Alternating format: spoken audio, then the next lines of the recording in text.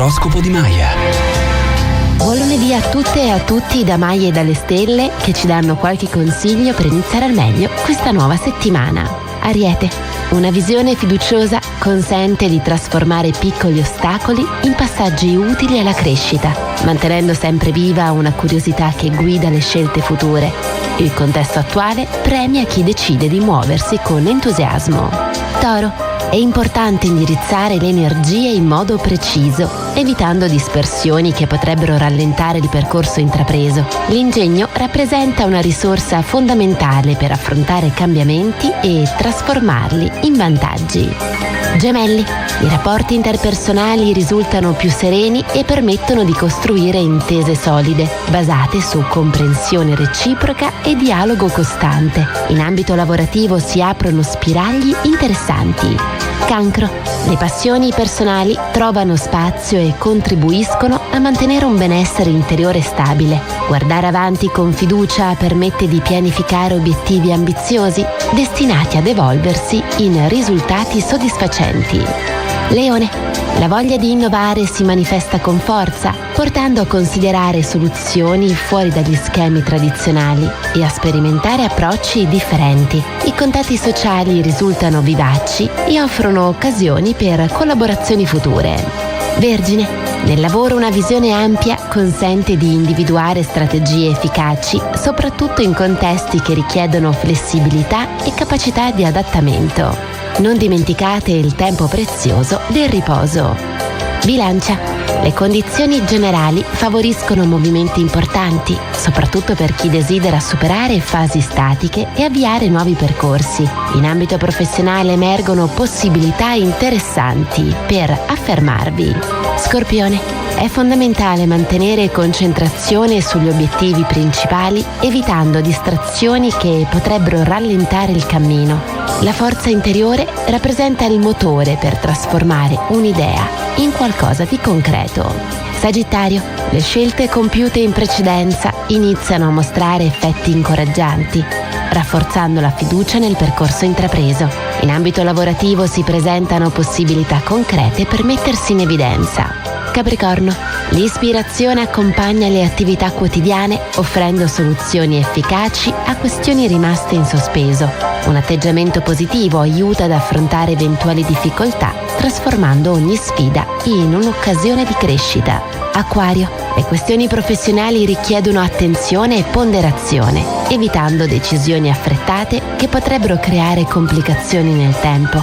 I rapporti con gli altri necessitano di maggiore equilibrio. Pesci, i legami affettivi assumono un ruolo centrale. Nel lavoro è preferibile mantenere un atteggiamento prudente, lasciando che le situazioni evolvano senza forzature e rispettando i tempi necessari. Oggi vi saluto con le parole di Muhammad Ali. Dentro un ring o fuori non c'è niente di male a cadere, è sbagliato rimanere a terra. Ciao a tutte e a tutti. A domani con l'oroscopo di Maya.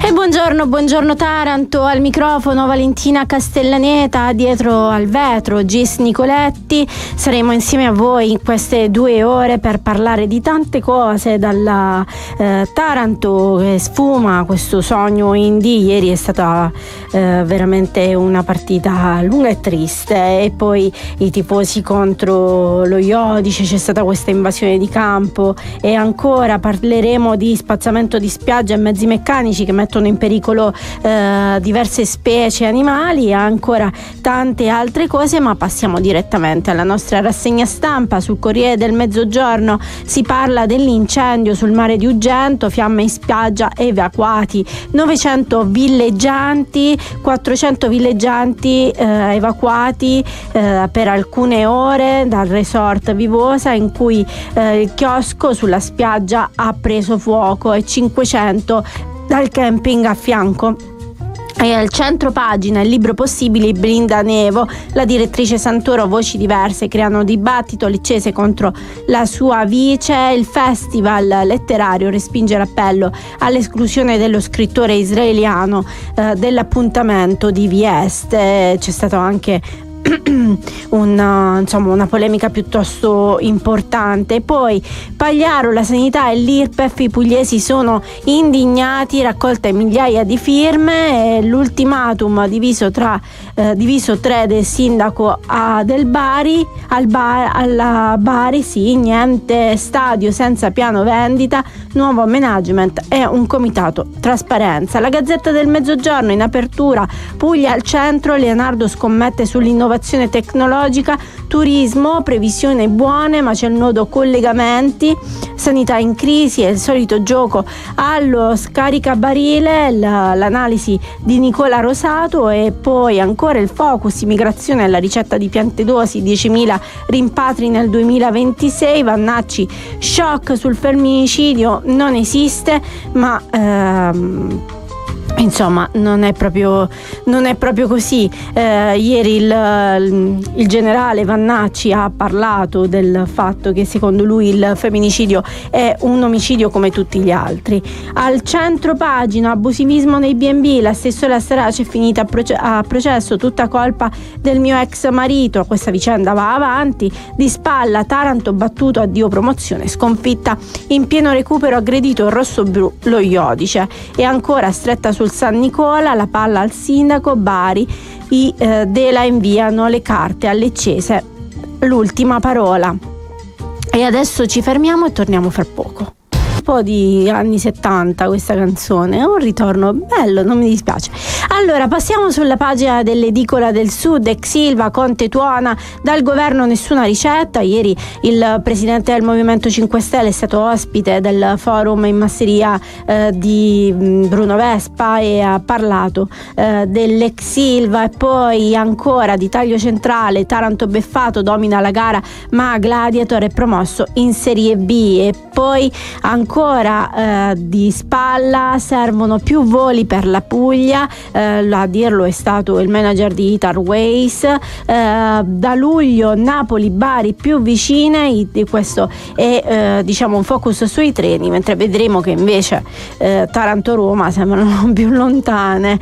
E fuoco nella notte, 4 auto è successo a Gagliano. E ancora collegamenti, traghetti green alle Tremiti. E poi passiamo sulla pagina del Nuovo Quotidiano di Puglia, che invece apre col paginone dedicato al Taranto: la disfuma nel recupero, a fine partita esplode la rabbia, al 93esimo l'1-2 del Gladiator, per poi l'invasione dei tifosi e la violenza, aggredito il capitano lo Iodice. E ancora poi ci sono 2 punti: uno è la doccia fredda, pali, parate, sviste, un match stregato. E ancora la reazione del mister Danucci, orgoglioso. Pagani invece ha parlato di fallimento. Invece il Nuovo Quotidiano di Puglia anche dedica la spalla al forum di Manduria, spinta di Tajani, svegliamo i fondi privati. E il Leonardo invece cresce Mermec e chiude con Siemens. E poi invece di taglio basso si parla delle elezioni provinciali, sfida chiusa, ore verdetti, terminate le operazioni di voto per i consiglieri provinciali di Taranto, quindi della provincia ionica, scrutinio fino a tarda ora, avanti la lista del campo largo, si è conosciuto in tarda notte il nome della coalizione, poi li vedremo nel nostro telegiornale delle 14. Ancora giustizia per Taranto, attacca Ilva in vendita, ferma Urso Lasci, un attacco diretto ad Adolfo Urso, quello di giustizia per Taranto a proposito di ex Ilva. E dopo la conferma del sequestro della F1 da parte della Cassazione, il movimento in una nota chiede le dimissioni del titolare del Ministero delle Imprese. Noi ora ci fermiamo e quando torniamo cerchiamo di capire cosa è successo ieri al Taranto. E questa era Marguerite con la Boss, e sicuramente non è stato Boss il Taranto ieri. Lo chiariamo, cerchiamo di capire che cosa è successo con il nostro Francesco Friuli. Buongiorno Francesco. Buongiorno. Leggo la delusione nel tuo viso, già la vedo proprio. La delusione sportiva sicuramente, no? È inutile girarci attorno. Ieri era tutto apparecchiato, come direbbero quelli bravi, per raccontare una festa, raccontare un momento di gioia, che così però non è stato. Sicuramente però ieri, dobbiamo dire la verità, quello che è accaduto dopo, dobbiamo scindere i due momenti, secondo me, se mi permetti, Vale. Sì, certo. Il primo, quello sportivo, è il Taranto l'ha fallito, come ha detto Pagni, giustamente il direttore sportivo, perché il Taranto non è riuscito a conquistare la promozione in Serie D, che era l'obiettivo poi stagionale della società dei fratelli Lavisa e ovviamente anche della piazza. Il Taranto l'ha persa 2-1 per la cronaca, insomma, al 93esimo tra l'altro. Al 93esimo, ma sempre dovuto rimontare. E diciamo che in questi playoff nazionali ha vinto la prima partita, poi dopo non è riuscita più a vincere. Ha perso la prima partita in casa a Massafra dall'inizio della stagione, altra beffa. Sicuramente c'è stato un grande portiere, quello del Gladiator, che ha salvato il Taranto. Ha parato qualsiasi cosa, posso dire, sembra un portiere di una squadra nazionale della Serie A. Però era una partita dove si mettono in conto queste cose. Certo. Il fattore determinante è stato il fatto che il Taranto non abbia trovato tra andata e ritorno quei gol per concretizzare la mole di gioco che è stata costruita. Lì do ragione a Danucci sulla mole di gioco. Di contro, a completamento aveva detto che i primi 24 minuti, se è vero che il portiere Mero l'ha parato di tutto, i primi 24 minuti della ripresa il Taranto, oltre al pareggio, meritava almeno di segnare altri 2 gol. Però non si fa la storia in questo modo, con i se e con i ma si fa con i fatti. I fatti sono quelli che il Gladiator poi si è ripreso, ha trovato il gol del 2-1, ha evitato i supplementari, ha chiuso la partita in quel modo, con un gol beffa di un ex Giorgio che si è trovato il pallone fondamentalmente sulla testa, l'ha detto lui stesso fuori onda nel dopogara, dicendo: io il pallone me lo sono ritrovato in testa, non so nemmeno io come l'ho toccato in rete. Ma infatti sembrava non si è capito come è arrivata quella palla in rete, è stato incredibile, cioè è stato un gol assurdo. Una con la C maiuscola, direbbero anche quelli bravi. Il problema è stato dopo. Dopo Vale, abbiamo visto una delle scene bruttissime. Eravamo tutti in campo fondamentalmente, i commentatori, certo.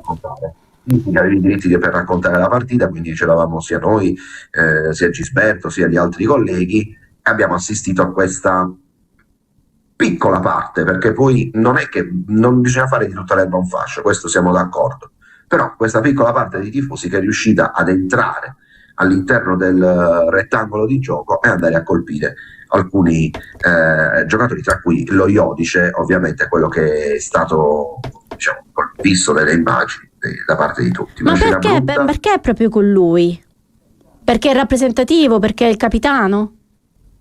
Perché in quel momento c'era lui molti giocatori del Taranto erano andati via, c'era stato un momento in cui la squadra ha incominciato ad andare verso gli spogliatoi quando il cancello era stato uno dei cancelli, insomma, dello stadio si era aperto, allora gran parte della squadra è andata via. Chi era rimasto seduto in ginocchio e era un po' più lontano rispetto agli spogliatoi ha cominciato ad entrare con calma, ecco. E quello che è accaduto è che c'era il preparatore atletico del Taranto, mi è sembrato, che era andato proprio a dire allo Iodice: dai, alzati, andiamo, tanto la partita purtroppo è andata.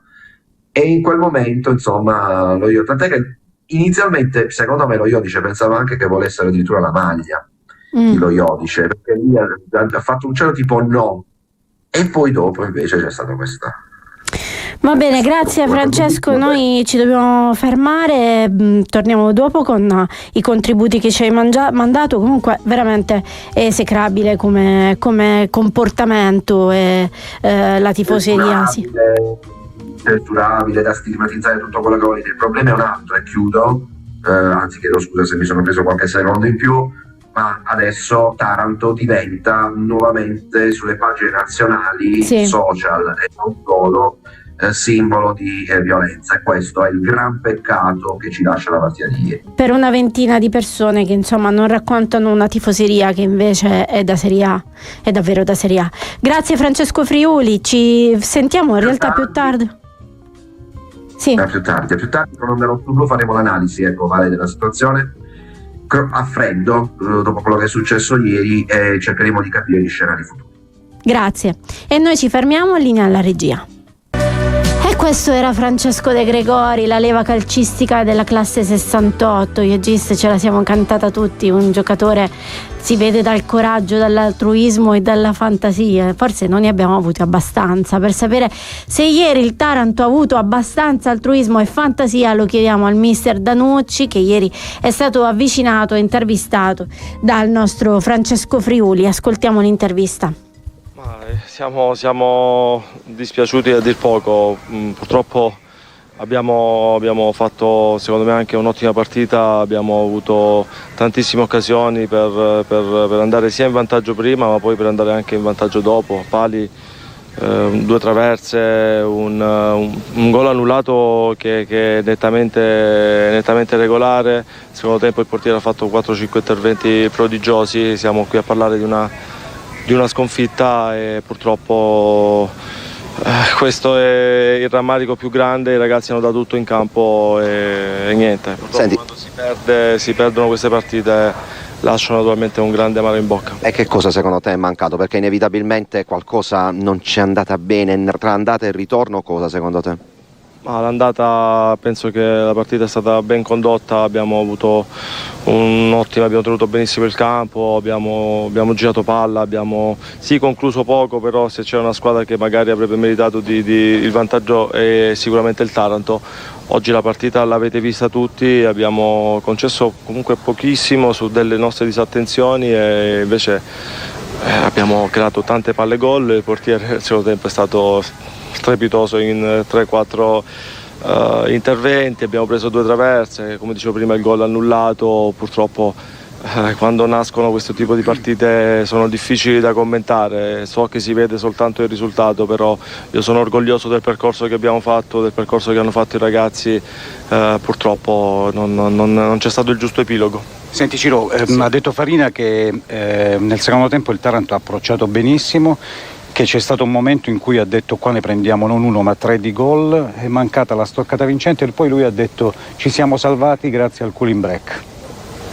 Sì, abbiamo avuto quel periodo dall'inizio secondo tempo fino a gran parte del secondo tempo dove avevamo un netto predominio, abbiamo calciato tante volte in porta, siamo arrivati anche facilmente al cross.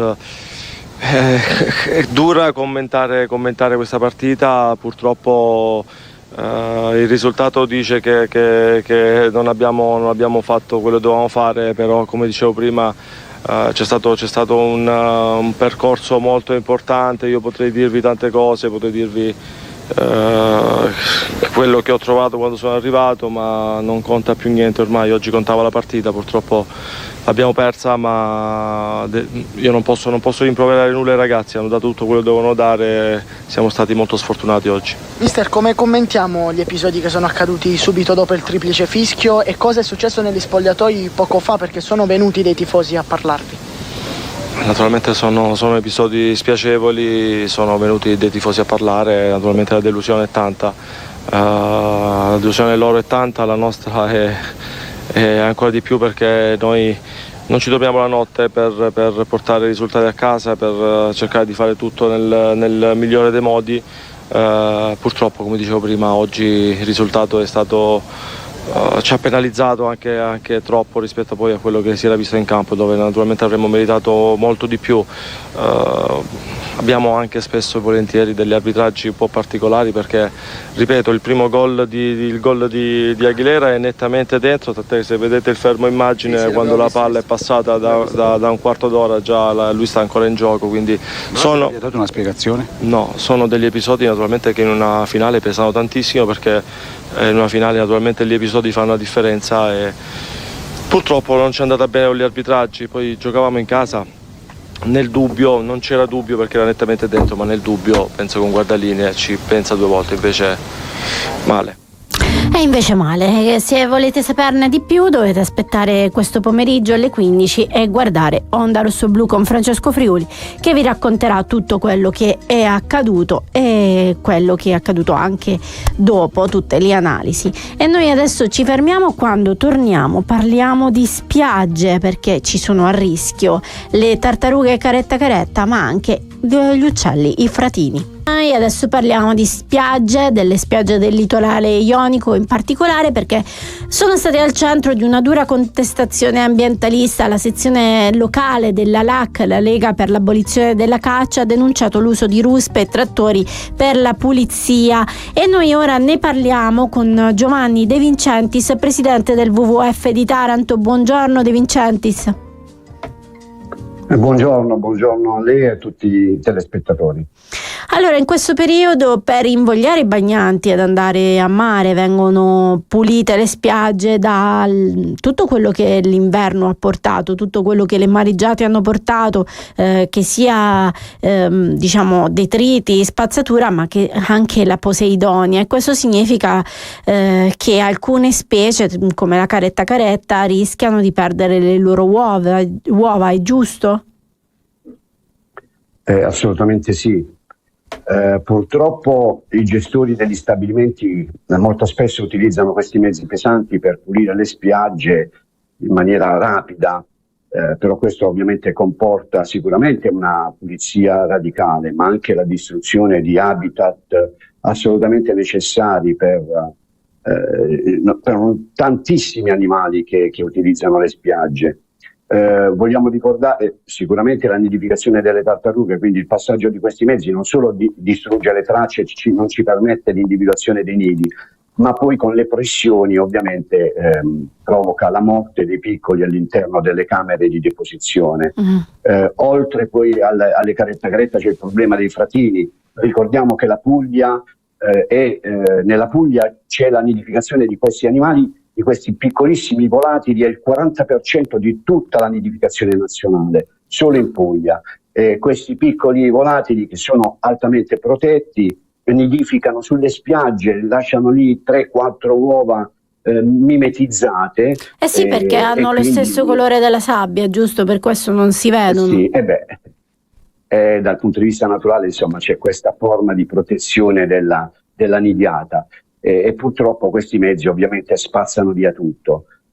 Se poi parliamo della Posidonia, delle famose banchette, allora c'è una legge regionale che è la 17 del 2006 che vieta la rimozione della Posidonia, ma per una questione fondamentale. La Posidonia è un deterrente, anzi è una protezione naturale delle spiagge. 1 metro cubo di Posidonia protegge 3 metri cubi, cioè permette di salvare 3 metri cubi di spiaggia. Quindi poi quando ci lamentiamo della erosione delle spiagge, quindi la mancanza poi di sabbia, dobbiamo capire che è anche colpa nostra, perché andiamo a rimuovere abusivamente, perché è vietato, la Posidonia. La Posidonia non è un rifiuto, c'è anche un decreto della giunta regionale che vieta la rimozione, ma ne permette lo spostamento dalla battigia a massimo 10 metri in su.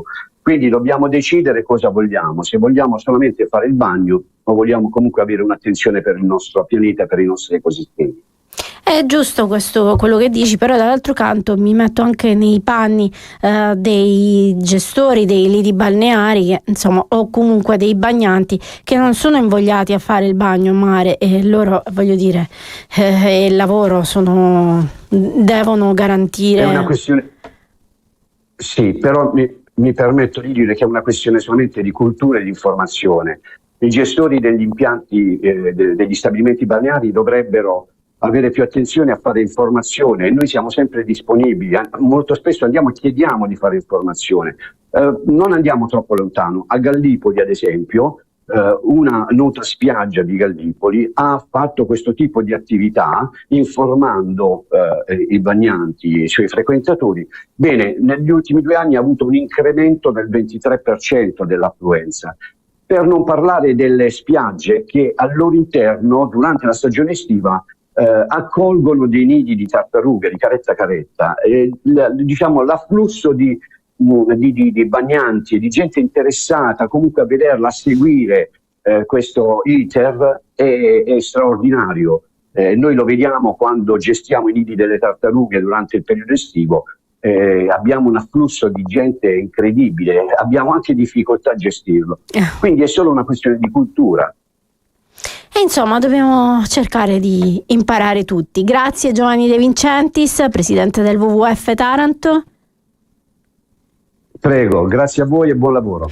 E noi ci fermiamo e quando torniamo parliamo di... No, c'è il nostro Giovanni Guarino con Gocce di Memoria, attenzione, torna. Ed eccoci tornati, anzi oggi mi sono dimenticata che è San Vito, volevo fare gli auguri di buon onomastico a mio suocero, scusate, piccolo spazio pubblicità come direbbe, ma la musica ci ricorda che adesso è il momento di Giovanni Guarino, buongiorno. Buongiorno Valentina, buongiorno a tutti e a tutte. Allora Giovanni, io premetto che non so niente, te lo dico, non so niente, ma oggi di che cosa parliamo? Non lo so di che cosa parliamo della qualità delle relazioni, per esempio, no? Ti dico a cazzetta, che significa? Gis, tu sai che significa? No, facendo di no con la testa. Siamo tutti impreparati, dei ciucciuni.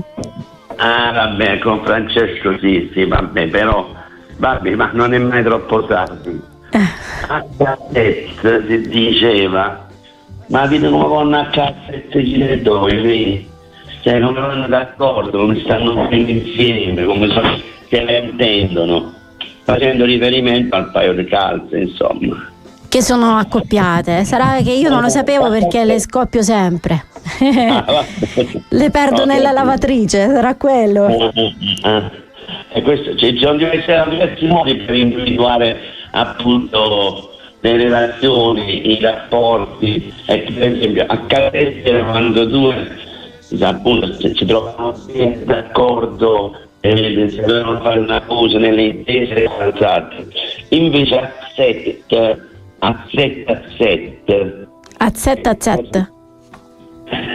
è un altro modo di indicare una relazione. Ma vedi come stanno a 7 chi le due, quante se vogliono, e come stanno questi a 7? Cioè se anche questo modo sono vicini o al contrario? No, vicini a 7, però è più affettivo, mentre a cazzetta poteva pensare anche a qualcuno che si stava mettendo d'accordo, che facevano cose rispetto ad altri, che per loro è una specie di stare insieme, no? Mentre a 7 vuol dire bene proprio, stretti, non solo fisicamente, insomma, no? E per esempio sempre un altro modo poi di individuare relazioni di questo tipo è Kroschk, sorte da Kroschk. Non sembra una roba bella, sorte da Kroschk. Non lo so se sento una cosa bella, è sorte da Kroschk, è quando ci sta un gruppo di persone, ragazzi soprattutto, ma anche non solo, che sono abbastanza tossici, forti, ma non violenti, sono forti insieme. No, sì, diciamo, è così. Una bella squadra. Insomma. Una bella squadra in tutti i sensi, in tutte le direzioni, insomma, e quindi no.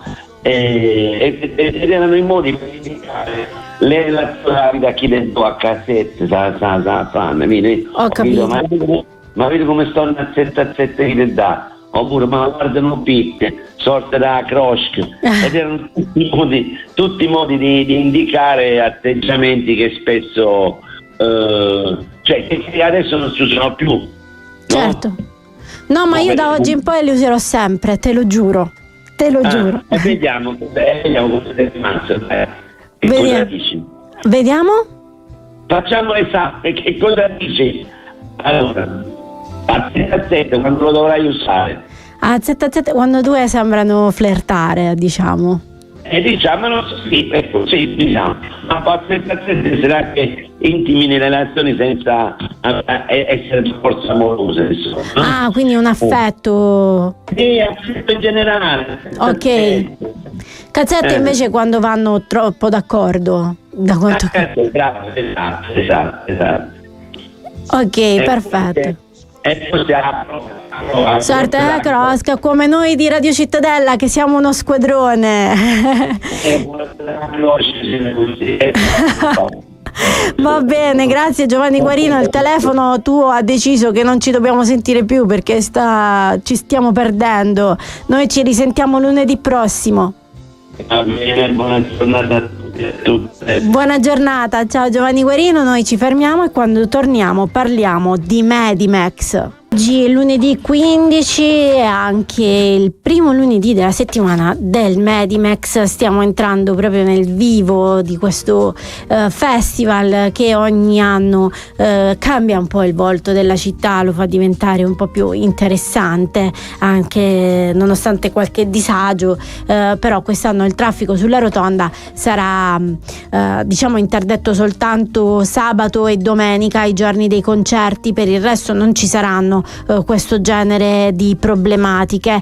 Allora oggi la conferenza stampa, ma vediamo un po' quali saranno un po' le attività più importanti, a parte i concerti di sabato 20 dove si esibiranno i Pet Shop Boys e gli Agents of Time che abbiamo intervistato su Cittadella qualche giorno fa. Potete andare a recuperare l'intervista sul nostro sito, sul sito di Cittadella TV, ma anche sul sito di Radio Cittadella. E poi ancora ci saranno domenica 21 la New York City Redux Band Playing the Music of Ramones, un'anteprima mondiale che celebra i 50 anni del punk a cura di Mark Urselli, e poi i concerti di Slowdive e degli attesissimi Suede. E ancora le strade del Mediterraneo a Castellaragonese dal 18 al 20 di giugno ci saranno i concerti di Sara Gioielli, un'artista napoletana che ha avuto collaborazioni con La Nigna e Liberato, e quindi sta diventando anche molto interessante il suo percorso. E poi il 19 giugno lo spazio a Davide Ambrogio, cantante polistrumentista calabrese che intercia la tradizione sonora dell'Aspromonte e la ricerca contemporanea. E poi in chiusura c'è questo artista svizzero marocchino che si chiama Sami Galbi, che fonde la musica tipica marocchina con l'elettronica in una performance ispirata ai club contemporanei. Questi sono tutti artisti che provengono dalle ricerche fatte da Diodato, che è direttore e co-direttore artistico a titolo gratuito, lo ricordiamo, e tutte le sere al Castellaragonese ci saranno questi 3 concerti prima dei concerti. Poi c'è il mapping al Castellaragonese, anche questo dedicato al punk, e la mostra al Marta che sarà inaugurata il 17, dedicata sempre ai Ramones e al CBGB, grande storico locale di New York, dove si sono esibiti tutti i grandi artisti, non solo punk, tutti i grandi artisti, che purtroppo ha chiuso qualche anno fa. E poi ancora i DJ set venerdì 19 giugno, DJ Reborn allo Spazio Porto, e poi ancora gli showcase indie, pop, rock, urban, ma anche jazz. Insomma, ce n'è da fare, ragazzi, ce n'è da fare in questa lunga settimana dedicata al Medimax. E noi adesso ci fermiamo. Quando torniamo parliamo di treni. E adesso torniamo per parlare di treni, perché c'è stato uno scontro aperto tra la Regione Puglia e il Ministero dei Trasporti sul futuro del Frecciarossa Taranto-Roma. Trenitalia ha chiesto alle regioni, quindi Puglia e Basilicata, un contributo economico per mantenere attivo il servizio, ma il governatore De Caro ha detto no e ha scritto una lettera al Ministro delle Infrastrutture e dei Trasporti Matteo Salvini. Ascoltiamo il servizio. I collegamenti dei treni a Taranto viaggiano di nuovo sui binari dell'incertezza. Al centro dello scontro c'è il Frecciarossa Taranto-Potenza-Salerno-Roma, l'unico collegamento rapido tra la città ionica e la capitale, che oggi però è di nuovo a rischio stop. A far scattare l'allarme la richiesta di Trenitalia, un contributo economico stabile a carico delle regioni per coprire i costi della tratta, un pedaggio che la Puglia non ha intenzione di pagare. È il governatore Antonio De Caro a scrivere una lettera durissima al ministro dei trasporti Matteo Salvini, definendo la prospettiva assurda e inaccettabile. Per Bari non si possono usare i fondi del trasporto locale per finanziare un servizio di mercato che spetta allo Stato. In gioco, attacca De Caro, c'è il principio di equità territoriale. Isolare Taranto significherebbe creare una pesante frattura economica e sociale. C'è poi l'incognita tempo. Tra poche settimane la città ospiterà i Giochi del Mediterraneo, un palcoscenico internazionale che non può permettersi il lusso di farsi trovare senza treni per Roma. Dal ministro intanto arriva una prima apertura. Salvini si dice pronto a un tavolo di confronto con il manager di Trenitalia. La Puglia attende, ma la linea resta ferma. Sul diritto alla mobilità Taranto non farà passi indietro. E non è possibile fare passi indietro perché Taranto conta solo 2 Frecciarossa e un Intercity per Milano contro gli 8 Frecciarossa e 6 Intercity da Bari e più un Italo, mentre per Roma un solo Frecciarossa e 2 Intercity che partono proprio dalla stazione di Taranto a fronte di 5 da Bari e 4 da Lecce. I numeri che confermano un isolamento ferroviario importante risalgono a gennaio, ma sono certa che non sia cambiato molto. In questi giorni la commissione, il comitato per i treni di Taranto ha intenzione di incontrarsi e quindi vi faremo sapere a breve che cosa accadrà, perché questa sorta di pedaggio era già stato preso in considerazione dalla vecchia assessora ai trasporti Ciliento, e adesso vedremo che cosa accadrà. E adesso noi ci fermiamo e quando torniamo parliamo di un aperitivo d'autore particolare. E noi adesso però guardiamo al futuro e andiamo a mercoledì 17 perché ci sarà un importante aperitivo d'autore con Walter Beltroni alla Masseria San Michele e noi ne parliamo con Vincenzo Parabita. Buongiorno Vincenzo. Buongiorno Valentina, buongiorno a tutti. Grazie per esserti svegliato presto per noi. No, figurati. Non è stato per voi. Ah, va bene, c'è da lavorare. È un piacere in ogni caso. Si lavora il lunedì, si lavora. E allora, questo aperitivo d'autore con Walter Beltroni, scrittore, regista e politico, è un momento interessante perché, insomma, questo romanzo / Cinecittà è molto carino, molto interessante. Sì, è molto interessante il romanzo, direi è molto interessante l'ospite innanzitutto. All'aperitivo d'autore, come dire, ci siamo abituati, abbiamo abituato bene il nostro pubblico in questi anni, in quanto ospitiamo i più importanti scrittori e scrittrici italiane, però diciamo il bello di questo format che dura da quasi 11 anni è proprio il fatto che continuiamo a nutrire la meraviglia, quindi ogni volta è come se fosse davvero, al di là di ogni retorica, la prima volta, e siamo sempre molto contenti di ospitare autori di spessore.